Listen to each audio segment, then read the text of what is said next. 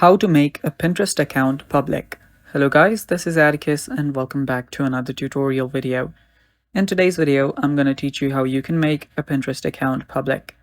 Now before we begin, if you guys are new to our channel, head down below and hit the subscribe button so you don't miss out on our future videos.